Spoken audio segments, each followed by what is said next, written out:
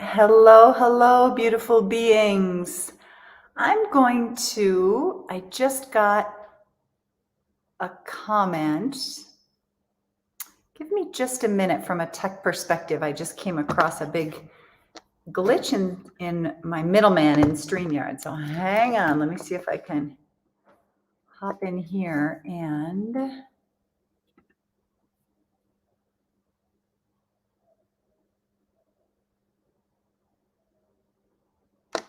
let me just do this.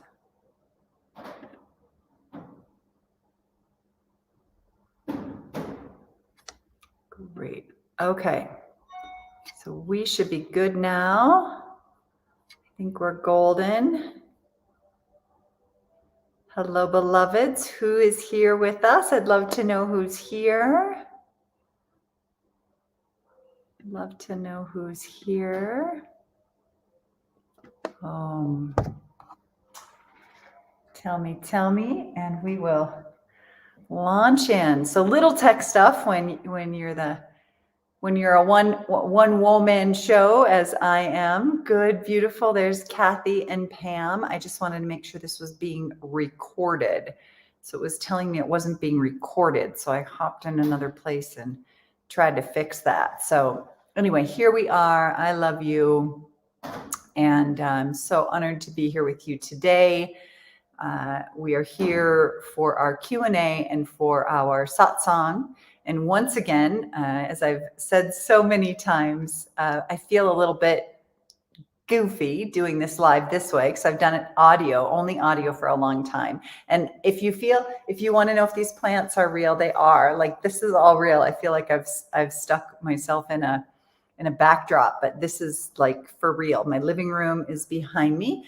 And then this is an atrium that goes up to the second story. I know, right? It's like, this is in my house. This is not even the garden. It's crazy how incredible this is. So like I've said before, this is my forever home, I do believe. And it is hopefully your home away from home as we begin to plan our retreats for personal transformation, etc. But today we are here for our week number 4, turning our attention to touchstone number 3, focusing our attention on days 22 through 28, and today is our day 24. So we come here today, so grateful you're here, and we do as we do each week. We turn our attention internally. Sometimes I'll just close my eyes. I welcome you to do the same. Hold your own weight. Turn off any distractions, silence your phone, any of those things that help you be really present for this time. And take a deep breath with me. Inhaling together, exhaling audible sigh. Inhaling together, exhaling audible sigh. One more time like that. Inhaling together, exhaling audible sigh. I welcome you, and I welcome you back on this glorious day 24 of our 108-day pilgrimage. We have some beautiful questions that have come in. And so as we come here, I remind us that we are a fresh springing, that we are filling our hearts with love and light, and that this is how we practice. This is what we do. This is how we walk our pilgrimage and live our yoga. And so here we are together. I want to remind us that we cannot fall so far away from this journey that we cannot come back, that you will always be welcomed back into the fold, that you are always welcome here. There's never a time that you will be denied the opportunity to walk with us. Just keep coming on back, and coming on back. And now we turn our attention to the student-teacher prayer. So we send the breath down and out the body on the exhale, inhaling to the crown of the head.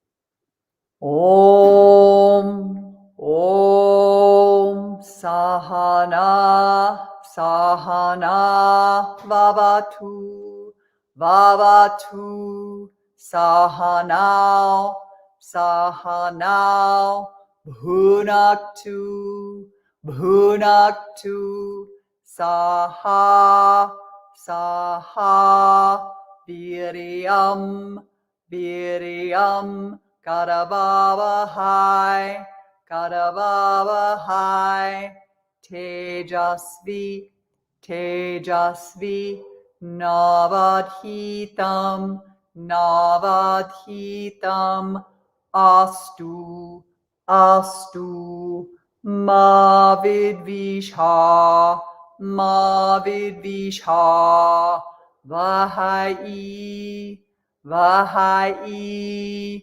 om shanti, shanti, shanti, om shanti, shanti, shanti.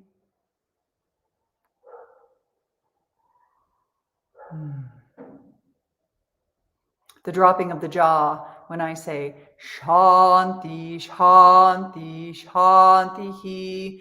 It's literally a practice of washing over, letting go, washing over, letting go, washing over, letting go, letting everything that doesn't serve us go. So you're hearing the roof on the atrium sort of crick and crack, and there might be roosters and donkeys and dogs and people and doorbells, and one never knows. This is just how it is here. We remember that we want to have the eyes and the ears of a beginner each step along the way, staying moment to moment focused, best we are able. We come together as human beings, hearts coming together. We remember that humans are messy, we are emotional beings, that we are fallible, that we will fall down and we will fail ourselves, others, and the world, and we just need to keep turning our attention to the consciousness that lives within us, that's available to us at any given moment, so that we can just keep rising and shining our little lamp and turning our attention toward the sun and filling our lives with the higher things and letting all those things that don't serve us fall away, and standing close to those who have what we want and doing what they do and not doing what they don't do, right? You get the picture. These little tips and strategies are not for us to change the outside world, but to continually and consistently change the inside world. So we come together, however you do that, however you show up in conscious community with other pilgrims, getting to know them in your city, with other pilgrims in terms of reaching out to them in our Facebook community, reaching out to myself and the guides, reaching out to one another in a way that serves you best, and also expanding your pilgrim community beyond essentially our pilgrimage, our 108-day pilgrimage, knowing that there are people in your community yoga class. There's the woman who might be the checkout at a particular food co-op or something of that nature, where you think, what a lovely energy this person has, and how do you connect with that person so that you can rise in consciousness, and so that you can also bring consciousness to the table, so you fill yourself with that consciousness. And then when you show up at the Thanksgiving table, if you will find that there is a great ease of heart that comes in you and through you to all those at your collective table. This is really about, all of this pilgrimage is really about that reminder of how it is that we are conscious and connected in community. How it is that no matter wherever we show up, we're either looking for the consciousness and moving toward that, not the unconscious practices, but the conscious practices, not the gossip, but the ways in which that we love each other and see each other as love, right? When we find ourselves surrounding ourselves with those people who find comfort in talking about others or judging others, perhaps we find our way away from those, not with judgment in and of itself. Sometimes that happens where I judge in order to make wrong where I am, but that's just another judgment. So how do you stay present and focused and attentive to what is as it is, so that you can grow and learn and be free? This is how we do it. We literally keep reaching out to those people that move us and shift us and change us again and again and again.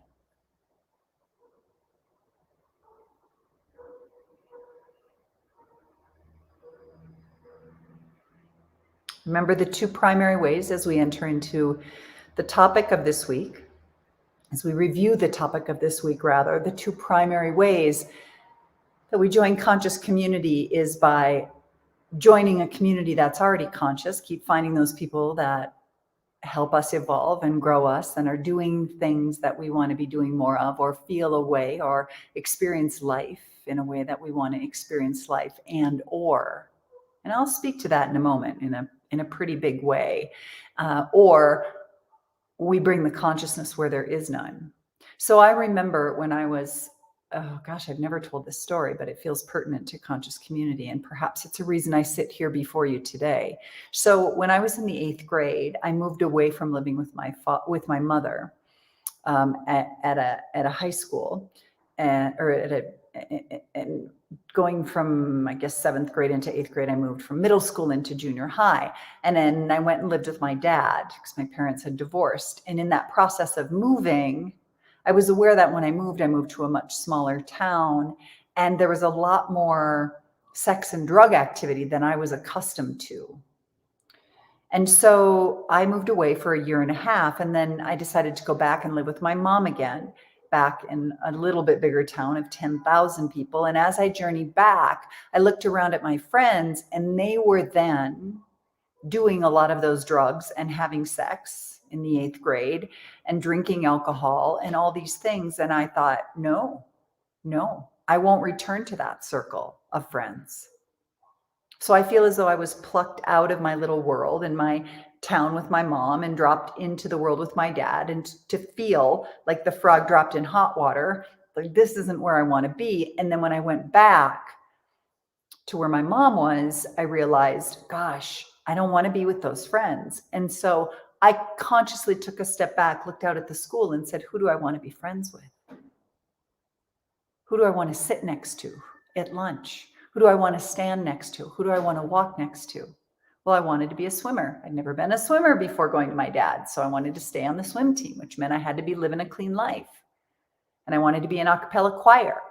I wanted to sing. So I wanted to sing and dance and do speech and swim.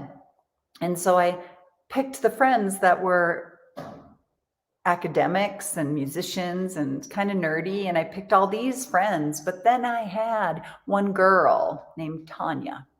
This girl, Tanya, came to me in a pretty big judgmental way. And she was like, what'd you do, Britt? Did you go through the yearbook and pick out the friends that you wanted to have? And I thought, wow, we remember that being such a hard thing to hear from a very popular girl. And I made a decision at that time, and I said, no, I didn't. But you know what? I did. And I kept doing that the rest of my life. I enter into circles and I look around and I say, who do I want to be friends with and why? Because they're the popular girl? No, because they're the conscious ones. Because they have something I know that I want, but here's the thing. You already have that inside of you. You just stand next to her or him because it awakens you. You don't stand in their shadow, beloved. You stand in their light. So I'm just sharing that to see how it is that you join conscious community, how it is that you choose your friends. I do it still today.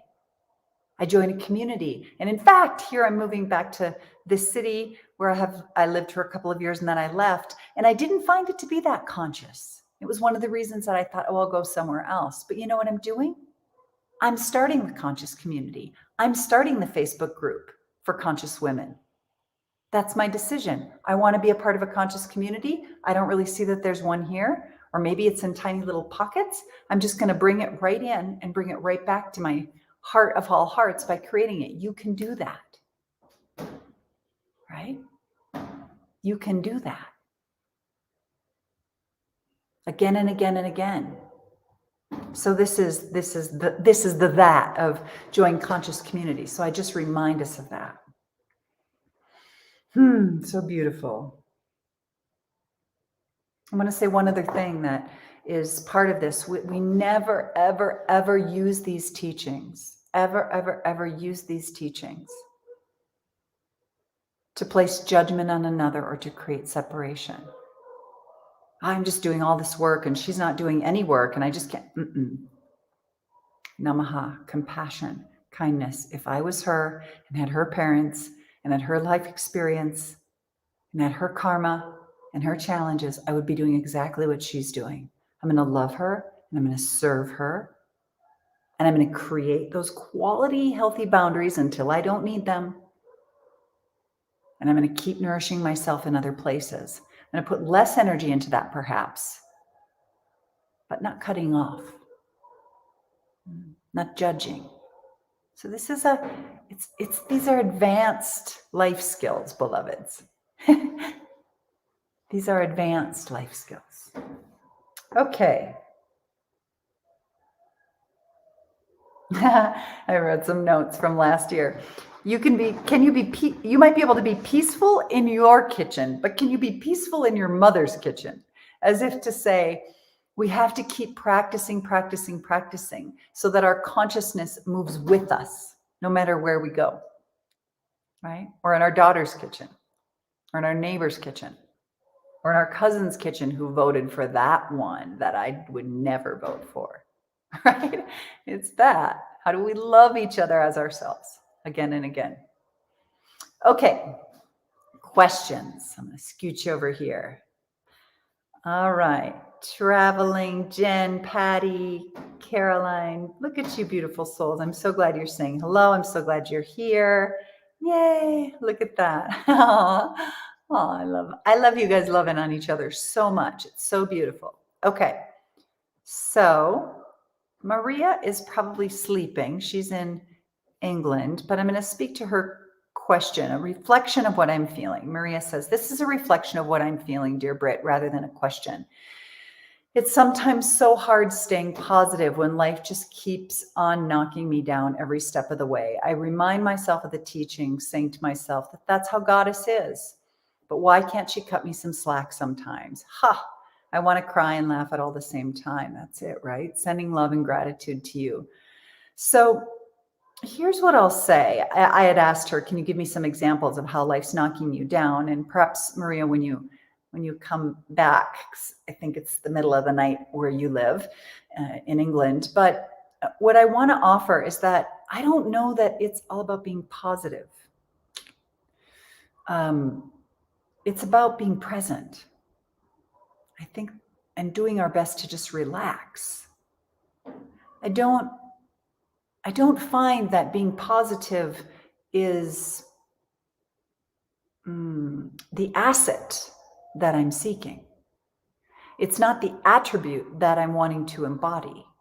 I'm wanting to be really present. It's like I was talking to one of the pilgrims this morning, who's one of my visionary council women, Dr. Mary Lynn O'Brien, and she was asking me how my partner was dealing with being here. And I'll tell you why, because this home and retreat center is glorious. And where he grew up was not. We'll just say that, was nowhere near this. And so sometimes he struggles a bit with being comfortable in spaces that are beautiful.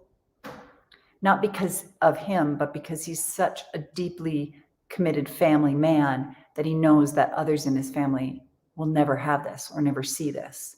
And so that's just one of his things. And so in speaking to Dr. Mary Lynn, she was asking me about it. And I found myself, and I love that this is happening in my life more and more, I just couldn't even access words because, as Anna Marti says, human beings are the best storytellers. We just make up stories all the time. Someone's at the door. You just make up stories all the time, right? And because of this, we oftentimes spin stories that do not serve us again and again and again. I want to speak to this. Someone did just ring the doorbell. I do think it's the internet guy. I'm just going to run to the door. They're at the door, and I'll be right back. Oh my gosh, this is Mexico.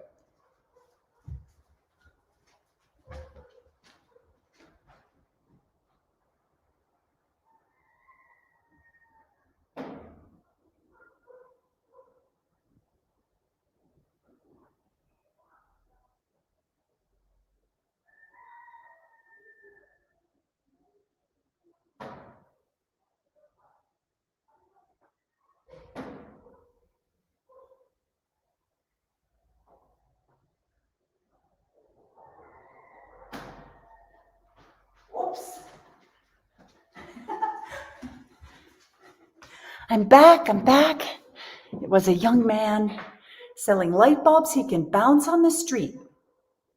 This is important. What is it? Choosing your friends. He can bounce light bulbs on the street. They're made of this plastic material. Anyway, back where we came from. Back where I came from. So I'm speaking about being positive. It's just not about being positive for me. So, and maybe that's semantics, but for me, what I find, it's how do I stay so present and not tell myself the story that things should be the way they used to be, or that they're going to be this way tomorrow, but that they're like this right now. And how do I relax right here? How do I find ease in my heart right here, right now? So when I speak about happiness for no reason, it's that. That's what we're going for, is happiness for no reason. And it is my experience. Have any of you ever done Nauli, right? The belly rolling practice, or Agni Sar? So there are things that we do in yoga, and this 108-day pilgrimage, and please speak to this if you're here, if you have time to speak to it at all. Those of you who've walked with me for years, Julianne, Sybil, Candace, any of you who are here right now, Nicole, if you're here, Jessica, if you're here, how one of the things that happens along the journey, tell me if this is true, where you're just practicing, and you don't even know quite yet that what you're doing and what you've been doing is working. And then in a moment's notice, you realize all the work you've been doing that you think wasn't making a difference, just like drops in and makes a huge difference. And all of a sudden you're like, whoa, how'd I do that? It was like my first handstand. I did all this prep that wasn't a handstand. And then the handstand came and I went, whoa. But it was all from the prep. So that's what we're doing. We're doing all these little things so that we can prepare ourselves. We're shifting all of the koshas, the layers of our being, our physical body, our mental body, our emotional body. We're aligning ourselves essentially with our spiritual body, which is stardust, right? Right, exactly. Oh my, I am a huge storyteller to myself. I'm way happier when I don't do this. It's true. Because what are your stories? There's some attachment, my stories. What are my stories? There's some attachment to the way things used to be that's either bad or good. So if it's bad, I'm going to try to avoid it every step I go. If it's good, I'm going to try to reclaim it every step I go. Or it's something that I think that I have a right to, or don't have a right to, or want, or I'm afraid of in the future, which is going to affect how I am right here. And neither of those things even exist. I'm just right here, beautiful, right now, breathing. When I have a fever, I'm breathing. I think that's why I love getting the flu. I've said this to some of you before. It's like it just drops me into my sense of beingness. There's nothing else there. So it's a big conversation around this for you, Maria. And I'd love to go deeper into it, but I just want to speak to, I think that if we're positive, like positive has the other side to it is negative, and that's a trap. That's not going to work for us because this world is built of balance. So there's going to be negatives and there's going to be positives. And so our work is to stay in that. You've heard me say it, and I'll speak to it tomorrow. The sacred gray, the sacred gray, the sacred gray. It's the holy. It's the whole, it's the enough as is, it's the space between, the inhale and the exhale. It's all of that. Okay, Sonia, when we are in a loved and loving community, family or friends, but the energy is not lifting or constructive, what are the possibilities? We set a boundary, silently send love, go away as soon as possible. Beautiful, Sonia. All of those are possibilities. What is going to relax your heart the most? What is going to relax your heart the most? So there was a time for me when it was about setting boundaries and going away as soon as possible. Stepping away in the moments when I wasn't able to maintain an openness to the energy of the experience. Then over time, doing practices, I'm able more and more and more to stay and show up through it all, through it all. So sometimes the energy is not lifting or constructive. We can also just be innocent and just keep lifting the energy and be the positive one, but be the one who lifts up everything, right? To lift up ourselves in the presence, right? To lift ourselves up in the presence of all that is as it is. Because the energy is not always going to be lifting or constructive. So learning to stay is huge. But when we can't stay, sometimes we have to step out, recalibrate, do our practices, fill the well, and then go back in.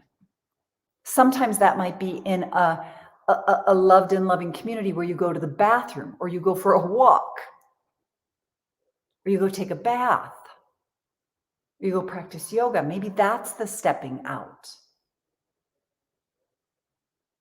But what's going to relax your heart? If leaving leaves you all constricted and guilty and ashamed, leaving might not be it.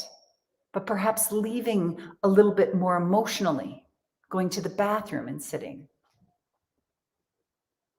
Preparing yourself for that energetic exchange, limiting the time that you're in that environment. All these things can help you and support you.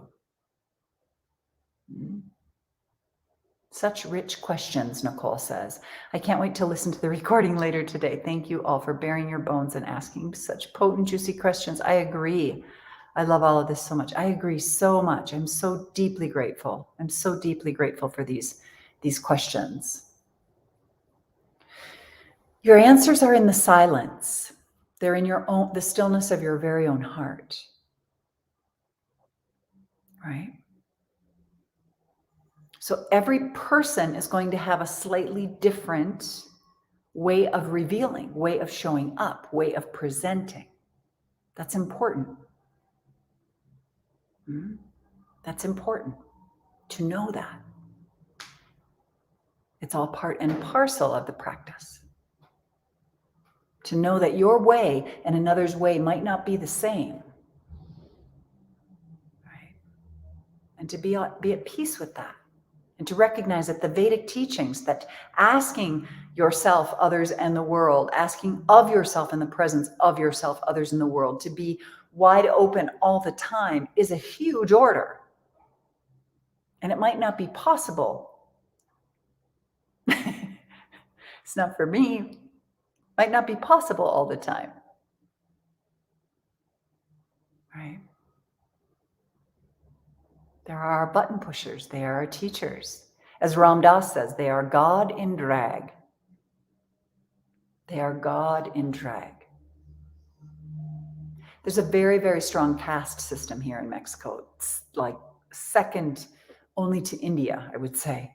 Fascinating to watch it. Fascinating to watch when my partner was working for a hotel and watching how a restaurant, watching how his boss treated him as a slave, really. And I watched that and woo, just tanned my hide watching that.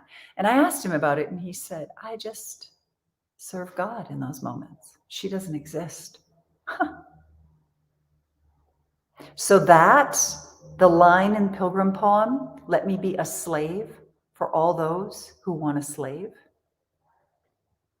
Where is God not? How do I serve and love? And if I'm constantly wanting to fix what's out there, colonization, white supremacy, and I'm not saying these things are not adharmic, against natural law, and that we'd live in a much better world if they weren't here. I'm just simply saying that if we put all of our attention into hoping and praying that something out there changes, there's a pretty good possibility that you're going to suffer a lot more unless you are very skilled at keeping your center and finding happiness for no reason and going out and doing the hard work.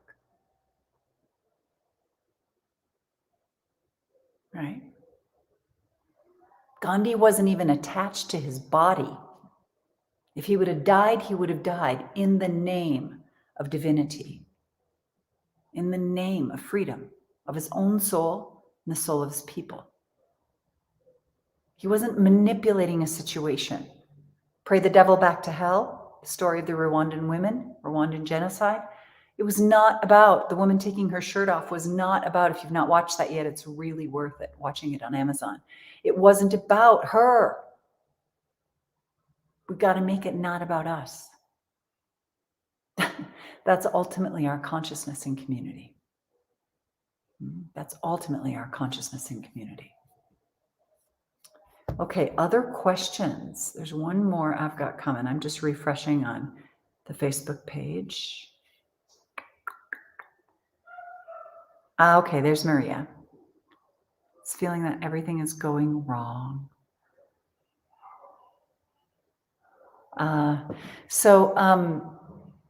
It just is, right?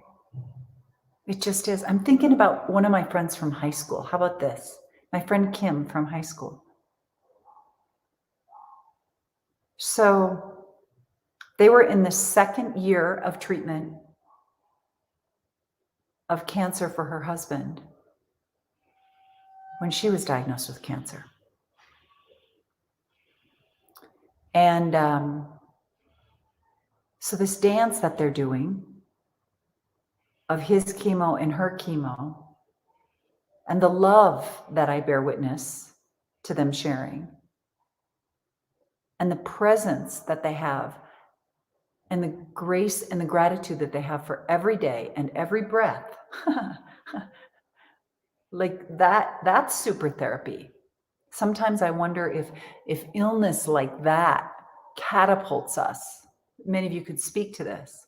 Catapults us. Death and illness catapults us into opportunity to choose. Right? What separates the material life from the spiritual life? Your consciousness. That's your choice point. When things get hard, that's your choice point. That's your choice point.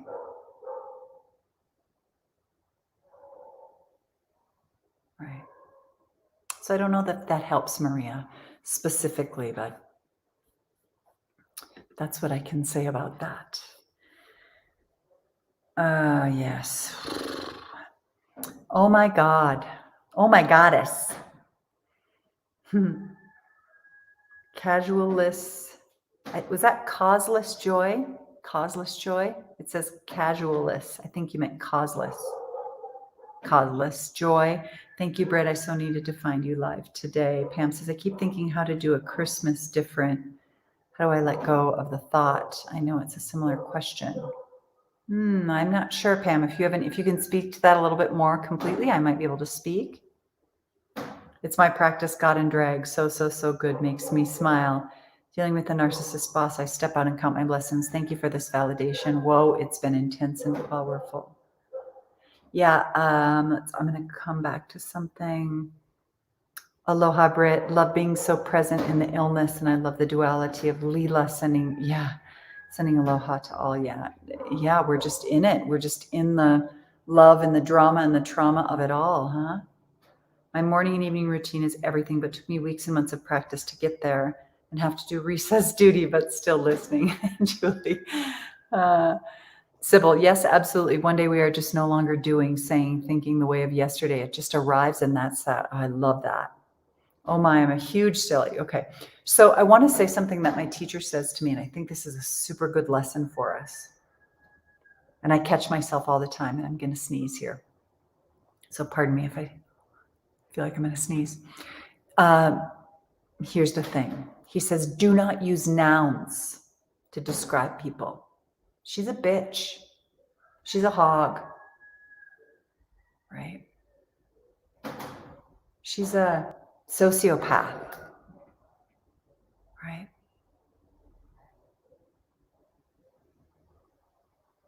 He's a bigot. He's a chauvinistic pig. When we use nouns to describe people, we make them solid. Every single human, oh, this is yoga, beloveds. This is your super therapy. Every single human being on this earth is encapsulated in a skin bag that the tailor of all tailors, divinity, has made This is your suit. This is your suit. And there's a story associated with that suit. Our work is to see the love even when they do not see it themselves. It doesn't mean you don't put someone who is harming another in jail or hold them responsible for what they're doing, but we don't have to make them wrong or bad. We just simply acknowledge what is as it is and compassionately acknowledge that this is not something that I or this culture or the law tolerates. And so therefore, these are the ramifications of the actions. We look very forward to supporting you and loving you through this in these ways. Like, this is big, y'all. But we do not want to use nouns about our husbands, our wives, our partners, our bosses, our employees, the Catholic priests, the president. He's a bad person. That's a box. That's a prison. Let's not put each other in these prisons. Let's love each other whole and true as we are, in and through.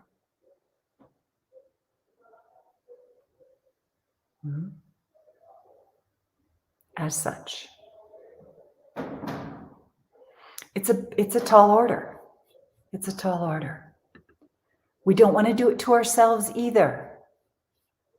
I've been unconsciously replaying the same old story of a stressful family gathering. Right? Yeah, what?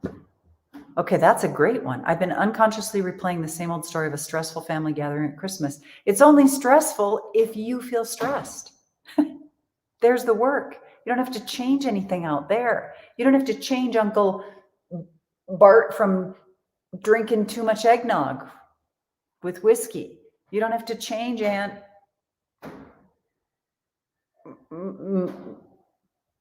Marina's political rants, religious rants. You don't have to change any of that. Watch it as a movie. Play your role. You are playing the leading role. Like, that's a thing. Jim Carrey, great example. Jim Carrey, and he's doing it gloriously. Follow him on Instagram. Jim Carrey is a great example of totally dropping into the role, dropping everything about his Jim Carrey-ness. You know, it's like Jennifer Lopez is an actress in movies. She's always Jennifer Lopez playing somebody. Jim Carrey, whoa. Jim Carrey becomes that character. There is no Jim Carrey.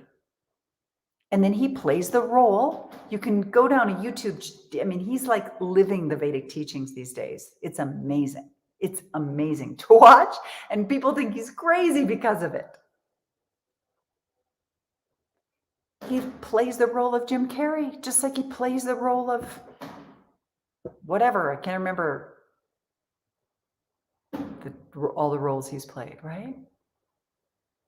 Just play the role. Play the role of yourself. And if you want to play the stressed out, whacked out, freaked out sister, mother, wife, daughter at the Christmas gathering, then play her in her fullness. But if you want to play the joyful, peaceful, happy, healthy sister, mother, daughter, then play her. Choice, not chore. There's nothing wrong here. Just choose. Just choose. Thank you. That's a beautiful, beautiful question. Okay, so I know there's one more in my email that came in anonymously. Okay. I'm currently living in an emotionally unhealthy and toxic environment and have been for much too long. I'm going to stop right there and just speak to this. In an environment that is emotionally unhealthy and toxic. In an environment that is unhealthy and toxic. So we've created right there a label around the environment that might contribute to, this is yoga speaking, that might contribute to the suffering that one experiences.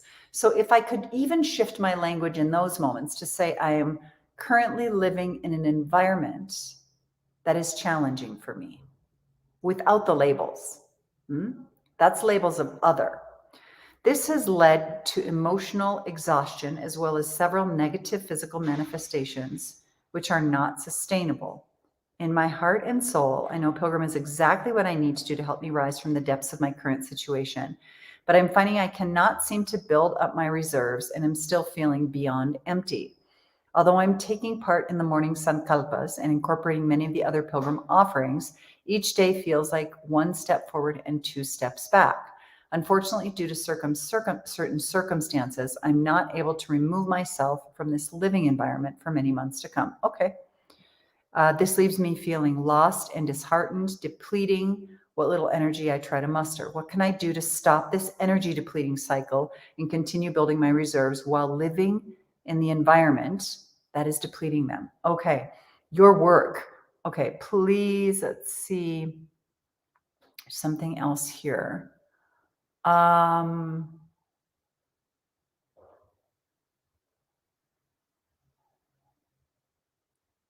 also feel emotions on an extremely deep level, making it almost impossible to just compartmentalize those things that are causing me distress. I know many people are able to set things aside or find ways to ignore or set boundaries with emotionally toxic people or situations, but I find that being a highly sensitive person, HSP, makes doing that extraordinarily difficult, if not impossible, at least for this HSP. I hope this gives insight into my question. So there's a number of things here. First of all, I'm going to say through the yogic teachings, we don't label. In Ayurveda, we don't label. We don't label as cancer, hypertensive. We don't label. We look at it in terms of things being in balance and out of balance, and we focus our attention on how we bring more balance. How do you bring more balance? You turn your attention toward the sun. Yoga never compartmentalizes.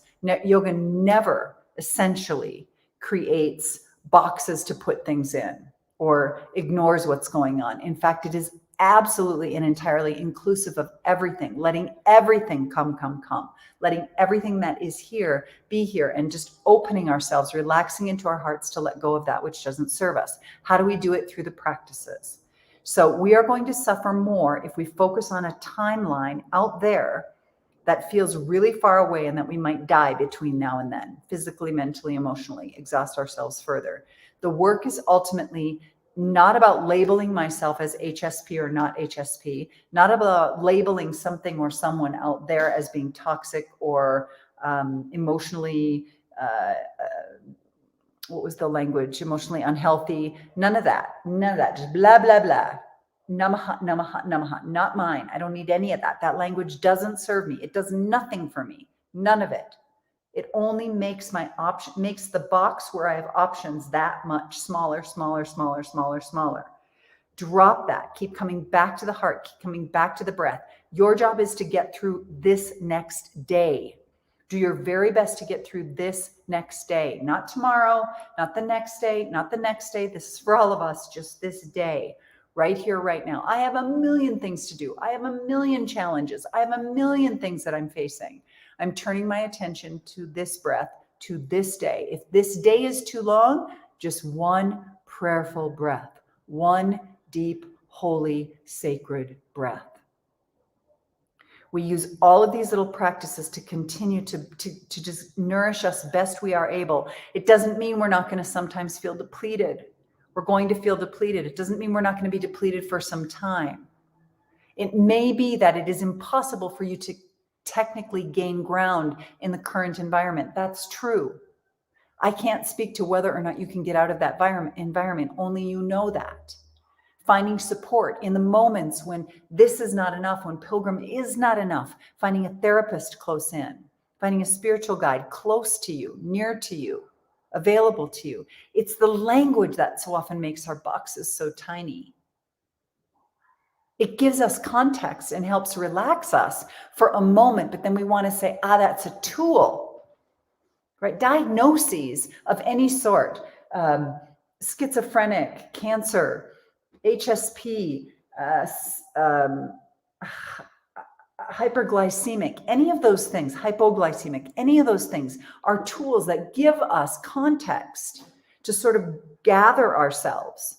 But then in a perfect world, you let that label go as fast as you can, because you do not want the death sentence. You don't want the prognosis of anyone who's walked before you, because you are your very own unique spiritual being who has your very own path. And if someone like, who won the Tour de France? Who's the guy that had testicular cancer and won the Tour de France many, many times? Many, many times. Tell me his name. Very famous bicyclist, testicular cancer. He just absolutely refused to listen to the stories. Like, I don't want to hear about what anyone else did. I don't want to read about this. I don't want to know about the prognosis. I want none of that. I want to step into the silence, and I want to do everything in my power to heal. That's what I want to do. That's what I want you to do. That's how I want to support you. Don't name someone else. Don't name yourself. Use it as a tool. Use it for what it's worth, and then drop it. That's the work. So how do you do it? You just keep doing it. And the other thing that I just want to offer is, you might not feel right now all of the benefits of Pilgrim, all the benefits of the 12 touchstones, all the benefits of showing up again and again and again. You might not feel those. It might be like the seed that's planted that takes 40 years to germinate. Might take 7 days, might have a little flicker of, that feels good. Oh, that was a little bit less like salt in the wound, that exchange with that person. I was able to exhale and just release. So because of where you are and what you're experiencing, I offer that it's a beautiful thing to know that you can't ignore and you can't shut out or compartmentalize other people's feelings. So your work is to use your exhale to let it go, let it go. Golden colander. It comes in, not mine. I'm just going to release it. Right? You eat something bad. What do you want? You want diarrhea, right? You eat something bad. You want your body to go out of here. That's a gross example, but it's a gross example because we are in gross bodies, right? Lance Armstrong. That's it. Lance Armstrong, right? That's it. Right? Language is limiting for sure. Name it, claim it, set it free. We're going to get to that, right? How yoga works. The majority of the story takes place in a prison. The story of how a young incarcerated 17-year-old lives her yoga. I want to read that, how yoga works. I'm going to look that up. Will you post that? Like, go to Amazon and then copy the URL and post that for us? I'd love to know that. Or vomiting, right? Exactly. Panchakarma, when we go through the 5 Panchakarmas where we totally change the essential nature of our body, we do it in both directions. We want to vomit and we want to have diarrhea. We're cleaning the body. So you don't want that. Like, that comes in and through you, get rid of it, right? All right. How about that? How about them apples? What else you got for me? Just checking the time. Sorry for running off and answering the door twice. Did I answer the door twice? Crazy stuff happening. I love you. And I'm just right here with you. And I want to know if you have any other questions. And if this has been useful, please tell me. Is this resonating? Jessica, I had a neurologist give me a diagnosis that he said would be my reality for the... that just makes me want to snark. I have a neurologist give me a diagnosis that he said would be the reality for the rest of my life. My response was, I will heal. I do not accept that reality. He laughed at me and said, good luck. Years later, I am much better. Exactly. I cannot, like, every cell in my body says, amen, sister. Amen. And I say that when you surround yourself with people who nourish you and love you and support you and see your potential and see that you are loved. And when you screw up, they're like, I get it. We're human. I love you. Something you went through caused, everything led up to that moment, and you did that thing, whatever that thing was, that didn't work for you. It didn't work for me, but here we are. What next? What do we do next? Like, that's unconditional love. I love you. You are love. Whew. Oh my gosh, I love you so much. Okay, anything else?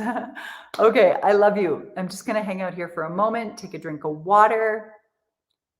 Should I turn my camera around? Tell me if there's anything else. So here's the kitchen, right? We're going to do cooking classes in there, beloveds. I'm going to come back here because it's easier to turn the camera around this way. All this stuff was in the house. We still have lots of work to do. None of my personal items have shown up. None. Just like a backpack. And then that goes around.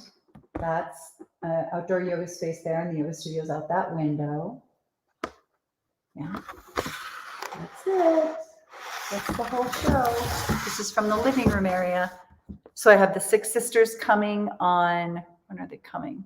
Starting on like the 26th or 27th, which is like 2 weeks, less than 2 weeks are coming. And we are going to vision and plan and make sacred this space. Super excited. So that's what I got for you. Okay, so powerful. This is the best moment for me, and the most resonating info, so elevating, learning such deep compassion for mental illness. Thank you so much. Whew. Love all that you see through windows. So gorgeous, gorgeous space. Beautiful. All right, beloveds, I'm going to call it good. We're just at 52 minutes, and I'm just right here. Let me check my email, make sure nothing else has come in over there. Let's see here. Mailbox. Get new mail.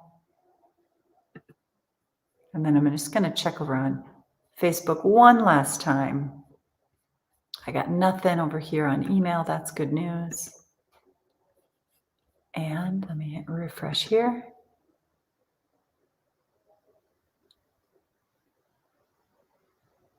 There it is. All right. I love you all. That's all we got, beloveds. I pray this records. All things holy. I'm just sure it did, because it said it wasn't going to. But then I went in and changed a setting, so I do hope it did. Okay. I love you deeply, madly, truly, all that and more. So beautiful, beautiful, beautiful afternoon to you. Thank you so much. And I'll see you bright and shiny in the morning. Okay.